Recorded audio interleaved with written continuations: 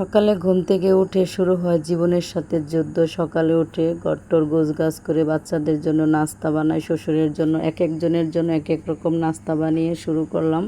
China জাল দিয়ে ধরে আনছে সেই মাছ কেটে কুটে তারপরে বৃষ্টিতে ভিজে তারপরে কিছু পেয়ারা পেরে নিলাম, সেইগুলো আজকে আপনাদের সাথে শেয়ার করব। আপনারা সবাই সাথে থাকবেন, পাশে থাকবেন, দেখতে থাকবেন। আজকে আমার ভিডিওটা কেমন হয়েছে, আমি ছোট হয়ে গেছি। আসসালামু আলাইকুম, কোহিনুর মিনি কিচেন অ্যান্ড ব্লগে সবাই স্বাগতম। সবাই কেমন আছেন? অবশ্যই আল্লাহর রহমতে ভালো আছেন। আলহামদুলিল্লাহ আমি অনেক ভালো আছি। আজকে টাটকা মাছ দিয়ে করলা রান্না করবো। এটা অনেক বড় মোটা করলা ছিল, এগুলো আমি এরকম চিকন চিকন করে কেটে নিয়েছি। আর একটা আলুও চিকন করে কেটে নিয়েছি। আর এই তো করলার মধ্যে যে একটা দানা থাকে, সেই দানাগুলা কিন্তু আমার অনেক ভালো লাগে। আমি নিজে খাওয়ার জন্য সেই দানাগুলা দিয়ে দিই তরকারিতে, যদি কখনো রান্না করি। ভাজি করলেও আমি দানাগুলা দিয়ে দিই। দানাগুলা খেতে আমার খুব ভালো লাগে, অনেক ঘ্রাণ লাগে। আপনারা আবার কেউ কিছু মনে করবেন না। আবার আরেকটা তরকারি রান্না করবে, পটল আর আলু সুন্দর করে গোল গোল করে কেটে দিলাম। আজকে টাটকা জালে ধরা মাছ দিয়ে 2 আইটেম তরকারি রান্না করবে আর ভর্তা করবে 2 আইটেমের। সব রেডি করে গোছগাছ করে শাশুড়িকে দিলে উনি বসে রান্না করে, আর আমি সব ধুয়ে মুছে রেডি করে কুটে ধুয়ে ঘরদোর পরিষ্কার করে সব কিছু করে দিই। ভর্তাগুলাও টেলে নিবে। ধনে পাতা ভর্তা করবো আর পটলের খোসা পটল একসাথে ভর্তা করব। ওগুলো সিদ্ধ বসিয়ে দিয়েছে, অফ ক্যামেরায় আমি কেটে দিয়েছি। ওগুলো পরে আমি ভর্তা করে নিব। আর এখানে আমার তাড়াতাড়ি মাছ কাটা লাগবে, সবজি কেটে দিলাম। সেই জন্য দেখেন এই যে মাছগুলো সকালে আনছে, এখন 11টা বাজে, মাছগুলো মরে গেছে। এখন এই মাছগুলো আমি অনেক সুন্দর করে কেটে নিব। আর আপনারা সবাই জানেন আমি গ্রামে থাকি, খুব সহজ পদ্ধতিতে তাড়াতাড়ি মাছ কেটে ফেলি। অনেকের এই মাছগুলো কাটতে অনেক দেরি হয়, আমার একদমই দেরি হয় না। আমি এইভাবে ডিজিটাল না হলেও এটা আদিকালের একটা প্রথা, আমাদের গ্রামে এরকমভাবে মাছ কাটে। আর আমি মনে করি এইভাবে মাছ কাটলে অনেকটা সহজ হয়ে যায়। আর ঢাকা শহর থাকলেও সিঙ্কের উপরে পাটা রেখে পাটার মধ্যে ছাই দিয়ে বা লবণ দিয়ে ডলে কিন্তু এইভাবে মাছগুলো পরিষ্কার করা যায়। আর আমি মাছগুলো ঢলে নিব, মানে ঘষে নিব ফ্লোরে পাকার সাথে ছাই দিয়ে। তাই ছোট মাছগুলো ছাই ছাড়া আলতু হাতে আস্তে করে ডলবো, কারণ এগুলো পেট ভর্তি শুধু ডিম আর ডিম, এটি বিলের মাছ।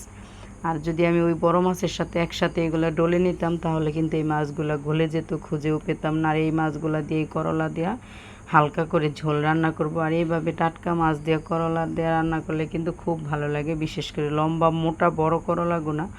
আর এই মাছগুলো উঠিয়ে এবার আমি বড় বড় মাছগুলো নামিয়ে নিলাম। এর মধ্যেও আবার 2 রকমের মাছ আছে, 2ভাবে ডলে নিব। শিং মাছ আছে ছোট ছোট, ওইগুলো আবার আলাদাভাবে একটু ঘষে নিব। ওইগুলো প্রেশার কম দিলেই হবে, কারণ ওই যে দেখেন এগুলো ছোট ছোট, হালকা ডলা দিলে এগুলো শরীরের এত শক্ত হয় নাই, উঠে যাবে।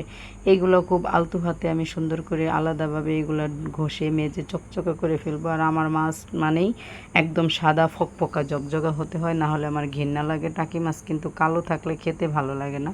সবগুলো মাছ আমি কেটে সুন্দর করে ডলে নিয়েছি। এখন সবগুলো আবার একসাথে একটু ঘষে মেজে নিচ্ছি।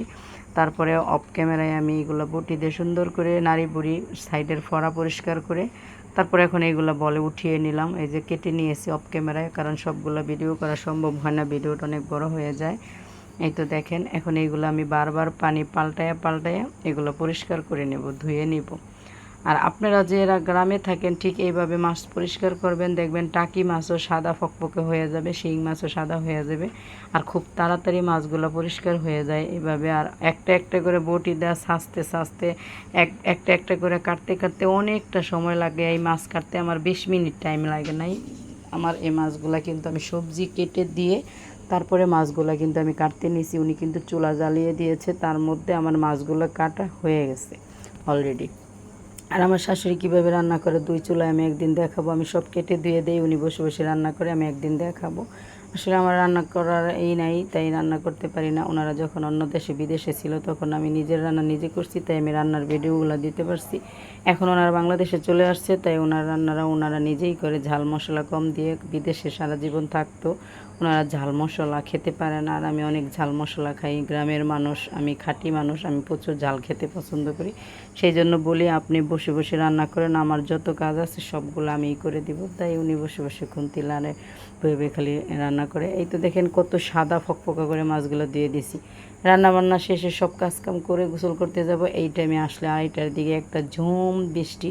আর সেই ঝুম বৃষ্টিতে আমার মনে হলো আমি একটু ছোট হয়ে যাই, আমি একটু ভিজি। আমার অনেক ভিজার ইচ্ছা হয়, কারণ ভিজার ইচ্ছা হয় যখন কাজ করি তখন বৃষ্টি আসে, ভিজতে পারি না। আবার যখন কাজ শেষ করে গোসল করে চলে যায় তখন বৃষ্টি আসে, ভিজতে পারি না। তাই আমার ছোট ছেলেকে নিয়ে আমি সুন্দর ভিজতেছি, কারণ ও আমি ভিজলে আমার সাথে ভিজবেই, আমি গোসল করতে গেলে আমার সাথে গোসল করবে, কাপড় ধুইলে যতক্ষণ কাপড় ধোবো ও আমার সাথে কাপড় ধোবে, তাহলে ওরে আর রাখার কোনো উপায় নাই।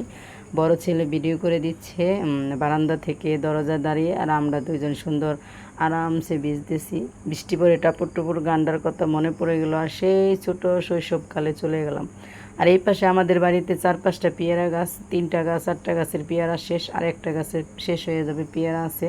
পেয়ারাগুলো অনেক পেকে গেছে, তাই বৃষ্টিতে হাঁটতেছি, ঘুরতেছি, ভাবতেছি ভিজে ভিজে পেয়ারা পাড়ার মজাই অন্যরকম, জীবনে পারিনি, ঢাকা শহর বড় হয়েছি।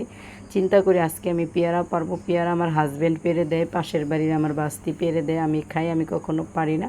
তাই চিন্তা করলাম আজকে আমি একটু পারি, একটু মজা করি। মজা করতেছি, আমার ছেলে জানালাদা ভিডিও করতেছি, জানালার পাশে আমাদের পেয়ারা গাছ। পরে অনেকগুলো পেয়ারা পারছি, সেগুলো আমরা আপনাদের সাথে শেয়ার করবো, দেখাবো।